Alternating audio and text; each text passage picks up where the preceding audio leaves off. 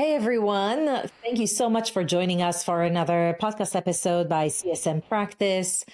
For those of you who join us for the very first time, this podcast episode is not just about customer success strategies and tactical advice. It's about things that actually impact organizations. Sometimes we need to impact organizations that are very old, had been in business for 30 and 40 years. And a lot of the things that they do, they've done for a very long time, and there might be some resistance to change. Today, I want to have a conversation about what does it take to move an older organization to embracing not only customer success strategies, which are fairly younger ways of doing things, but also how to navigate an organization into automating some processes that they have been doing for many, many years manually. And so I want to have Sharon Shafran today, who is the VP of Customer Success and Operations at a company called Emerson, previously National Instruments. That's where he hails from. Sharon comes to us from massive background with high tech from companies like Cisco, a lot of good expertise and familiarity with driving change in large organizations. But I think you're all going to enjoy this conversation to understand the impact of automating renewals. And that would be the highlight, I think, of this conversation. So we're going to talk about navigating change from no customer success to implementing and getting approval for customer success. How do we do it at scale and making real difference? Sharon, welcome to the show. Thank you for having me, Reed. Thinking about your current company, what kind of companies do you work with? What can you tell us about your clients and what kind of problems do you help them solve? Emerson have a very large software portfolio. I lead the customer success and operation for this portfolio. Two main portfolio. One is more focused around data, machine learning, analytics for very large customers, semiconductor and electronics. This is very large customers, multi-million-dollar subscription, high touch. So that's one domain. I think the domain we'll focus today is the second domain, which is kind of a very, very large install base, around 35,000 customers. And in this domain, we are selling very different software products for small businesses, mid-businesses, very large organizations, so very diverse selling motions and renewal motions. So this is kind of the portfolio, again, targeting test and validation for semiconductor and electronics customers. You joined National Instruments at that time. How long ago? I joined O+ around 6 years ago, and in 2020, O+ been acquired by National Instruments. Toward the end of 23, Emerson bought NI for $8 billion. So kind of went through two acquisitions in the last few years. Very exciting and interesting dynamics. When was the point where you thought, gosh, we absolutely need to have customer success? Yeah, I think it started in the kind of the small company in O+, where it became very clear that we have very large customers that need very different care, give them the value they are paying for. And this is where I started to establish the concept of customer success. When we've been acquired by NI, I had the opportunity to partner with you, Reed, if you remember a few years ago, take it to the next level, understand what is kind of the assessment where we are and build kind of the plan and the strategy to get to kind of best in class. So that was the first time I touched customer success in this company. The second wave was around when I got a year and a half ago, the bigger portfolio of software, and we had to do another wave of assessment, understand where we are, what is the true north and the plan, and this is for the large 35,000 customers. So this is where I used the opportunity not just to build a strategy for customer success, actually to build strategy for customer success and renewal altogether. So the first wave, there was nobody in the organization that was truly doing customer success. Would you say that the first wave where you did it just with the O+ customers and O+ team, was that pilot for you, a proof of concept? I think for us, it wasn't a pilot because we covered all the install base. I think for NI, it was definitely a pilot. We were the only customer success organization in NI at that time. So when you walked the corridors and said that you're customer success, everybody was like, what? I think it was very interesting dynamics to be the first one in an organization with all the good stuff, but also other challenges that we had to go through, build trust, demonstrate the value. So a lot of these type of challenges outside of normal challenges of building an organization, the roles, and the rest of the important stuff. You mentioned that you've done an assessment to just assess what would be the true north like. What did the assessment discover and how did that process work? Yeah, I think there were a few different dimensions that was very clear. One is the organization was not structured in the right way. There was a lot of overlap in roles.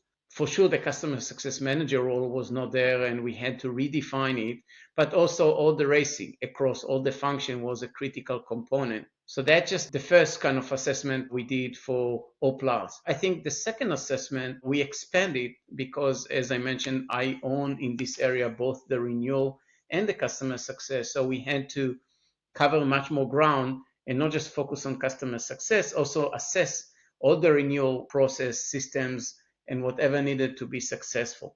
So that was kind of the second assessment. What showed up for you the most when you did that assessment? At the end of that, what you were just like, okay, this is what we need to do? I think the first one, big time, was the lack of system to do the renewal process. It's across everything. It's the lack of automation, the end-to-end renewal, and a lot of aspect around it. The data quality, inability to enable partners to do renewals. So that was number one. Definitely there was other areas that we highlighted as a critical areas, build a more robust customer success organization in this area. Again, define the role, define the interfaces, build the practices, define kind of end-to-end customer journeys, all the good stuff coming with customer success was not defined, as in this area there was no customer success before I took the role. So it's literally established it from ground zero and build all the flow on top of it. So we promised everybody we are going to dive into the renewals because that was one of those things that you thought to yourself, gosh, I could fix that. In your head, if you haven't done what you did to resolve this automation issue, and we'll talk about what it is in a second here, but if you haven't resolved the automation of the renewal process and up-leveling that game, thinking 3-5 years down the road, what would have been the impact on the organization? Very clearly, the first one is our retention rate were very low. The first one, just starting with automation and adopting best practices around campaigns, health metrics, and other capabilities was critical to start transition the retention to kind of getting closer to best in class, or at least I will say carefully to kind of where we want to be. So that's definitely retention number one. I think what we see, especially in these days where the market is a bit kind of soft, especially in semiconductor and electronics, we see that the renewals picking up based on the efforts we did across customer success and the renewal automation, helping us to get a very solid revenue if it was only depend on new customers. So I think renewals right now is a critical component in our ability to stabilize the business in tough economics. Which brings me to the next question. Now that you have implemented automation and you up-leveled the processes related to renewals, what are you starting to see that's very different than in previous years? What's the positive impact of this change? The first positive is that the team is very excited. The team that did all the renewals were heads down on manual work. And the minute we started to offload the manual work from them and allow them to focus on the high level value, speaking with the customer, understand the problems and not dealing with the mechanics was a breakthrough for us. And we can start to mobilize these resources to do more customer success, do more high level renewal selling motions and things like that. So that's big one, I think, value. But we see the value also, we started to enable distributor partner to own renewals. So until today, before the renewal platform, we could never be able to enable them to sell renewal. So that's a breakthrough. And we did before all the work for them. That was not acceptable. Retention rates are going up, revenue going up, ability to enable partners and distributors, and the ability to take the resources we have to the next level and get so much more value from the existing talent that we have. So bandwidth got a lot better. So then you can retrain the team to talk about value to customers, which resulted in higher retention, more revenues, up-leveling those skills. And because automation was in place, now there was a door open to actually enable partners to handle some of those renewals. Correct. And there's so many other kind of derivative of value. As an example, now we can leverage the renewal team to do a bit more customer success. So we started with a very successful midterm reach out to our existing install base, which kind of quickly became very, very like a big success because customer wants more licenses, they share the challenges they have, and we can immediately mid-year react to the challenges and make them happy before the renewal event is happening. Just one example, a lot of good stuff coming, just focusing on automation and systems.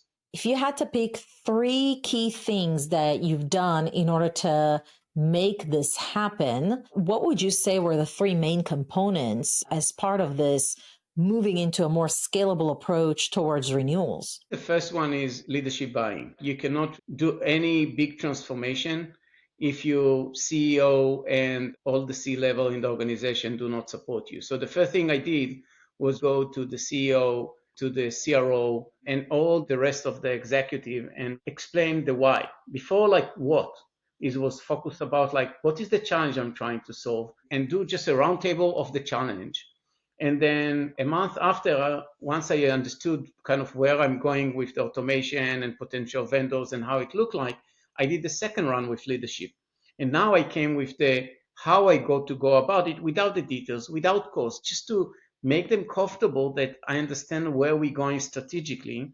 And then I went and built a business case and took them through the business case, the function, why we picking with external vendor and not the internal IT, and all the logic. So when I came with the third wave, it was a slam dunk because everybody understood we have to do it and we need to do it sooner than later.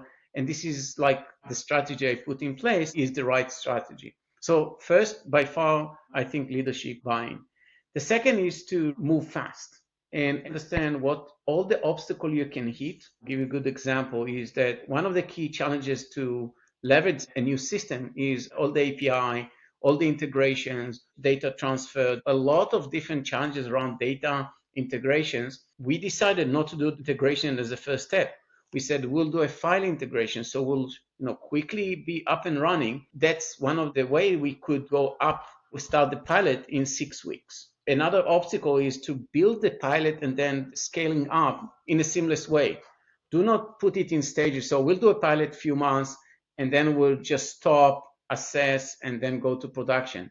What we did is the other way around. We built both from a commercial perspective and from an integration strategy and enablement strategy and plan is to start with a pilot small and then start to add so we can scale in a streamlined fashion and not stop after the pilot and then have kind of few months or quarters before we can go production. And the third one, which I learned, to be honest, a lot, and we found that there was mistake that we did, was automation is not a recipe for success if you don't follow with new processes, training the employees, making sure that all the touch points through the new process are well defined. We thought, automation is, we don't need to do anything. We'll just put the data and the customer will renew. Everything is cool. What we find actually is that, one, the data quality was not great. Now, in a normal manual way, the renewal expert will, if the customer doesn't answer, he go and try to find another user, another admin, and then proactively cleaning the data through the process.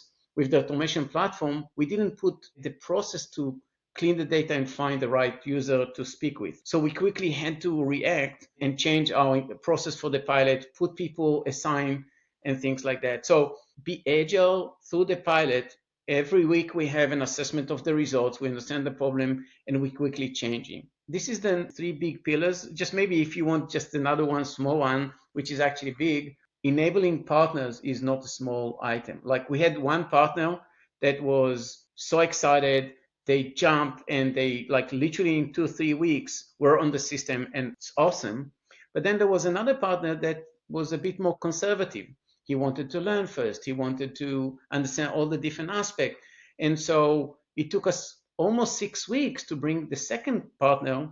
If we were more prepared with detailed plan about enabling the partner, the second partner, we could probably do it in a shorter time. So these are the kind of the 4 big items. I think what you're doing here is just saying, okay, what are the 3 components for successfully scaling the renewal and bringing automation? So just to call out, you literally implemented a renewal system. Yes. Can you share which one and do you recommend it? We looked at two different vendors, and the vendor we picked was Renewal Track. They are very agile, very aggressive, and most important part, which I like, outside of supporting most of the features required for a renewal platform, they have a very sophisticated led support for tier one partners, tier two partners. And so this sophistication for me was critical because Emerson is transitioning to a more complex partner structure. So I have to pick the system that can support the best this type of engagement. All the good things are there, but be able to do it in a scalable manner was number one for me. One of the challenges that I had to go through was the internal IT organization. There was a lot of motivation from their side, which is a good thing. Hey, we should do it internally. And when we went through what needed and the time it will take him, it was very clear that it will take him a few years before we can have the end-to-end automation. I had to move fast. So I think that's kind of the reason we went outside. I think we are picked the right partner, the right vendor for us to work with, as we are very successful. The results of the pilot are awesome. Just give you an example. In our renewals, the usage of credit card to pay for the licenses jumped from around 3% to 30% between the manual and the automation. We have around 15 points more retention that we gain just moving to the platform. So many different value proposition and positive things that we see. What do you think was a key component besides the switch to the renewal automation? Obviously, that opened up not just releasing the bandwidth from the existing renewal managers that were doing a lot of manual, difficult work and releasing the bandwidth to now doing customer success. It also opened the door to training partners and getting them as part of the process. What do you think was the key component in transitioning that, and kind of like what is your vision around that going forward? If you want to see the full interview and get access to secret scenes, you need to sign up for my exclusive mastermind program, The Customer Method, and get instant access. I created the Customer Method to give you all the strategies, playbooks, tools, and the support you'll need in order to take your customer success practice within your own organization to the next level. And there's never been a better time than now to step up your business customer success game. So go ahead, check out the description below on how to join us, and I'll see you on the inside. What an amazing journey. And you've done it in lightning speed, considering this is a mature organization that has been in business for a long time. And I remember when we were just talking about automating renewals, one of the biggest concerns was, will we have resources from IT to help with that? And I think regardless of whatever resources you got, you actually made it happen. And so I think it gives hope for a lot of other leaders in large organizations that potentially think, I don't know if I can do it. So how much of this process success, not just the automation, but yet the organization thinking about customer success as a high priority strategy, was dependent on getting outside perspective from a coach or a strategy consultant? What other things you think were absolutely critical besides the ones you've mentioned to get this through? It's almost like number one for me. You as a leader that been part of an organization, let's say you have a lot of credit, but outside of that, if you don't bring the outside world to speak and understand how the rest of the companies out there are doing customer success, how they do renewals, why they're doing that. Why, for example, Lenovo or VMware decided to move into external renewal system and not use a very sophisticated internal IT system that they have and do it outside. This type of insights, understanding, lesson learned, best practices were critical for me to be able to convince leadership. So I would say it's number one, Irit, and there's few steps you have to go. You need to get the credibility. You need to listen. People love to be heard and want to be part of the process, and you have to bring them with you. Anybody's listening right now and thinking, I'd love to do a renewal automation. What are like 2 or 3 things that you would definitely not do again if you were them? One area to do upfront is to look at the data. You install this data. We wasted few very critical weeks just to understand that the data we have is not complete, not accurate. And we reacted pretty fast, but definitely tried to do it ahead of the game. The second thing that I think is a big lesson learned from us is that we underestimate the change management aspect. Go to the customer and say, hey guys, we are moving into a different way to do renewal. It's an automation system. You're actually not going to get an email from an employee. You're going to get an email of renewal from a system. Also, the change management with the partner. So change management, please do not underestimate it. And the third, it's all about kind of leadership buying. I think I did pretty good job, but also in the challenges and the things we did well, don't underestimate at the time. Spend the time with leaders, and not just once. Come and update them. Good things that we're doing right now. We are publishing success stories around the platform. We are publishing a monthly report about the pilot. So a lot of touch points with leadership, so they feel part of the process. They understand what you're doing, why you're doing. So when they need to sign the check, the hand is ready with the pen.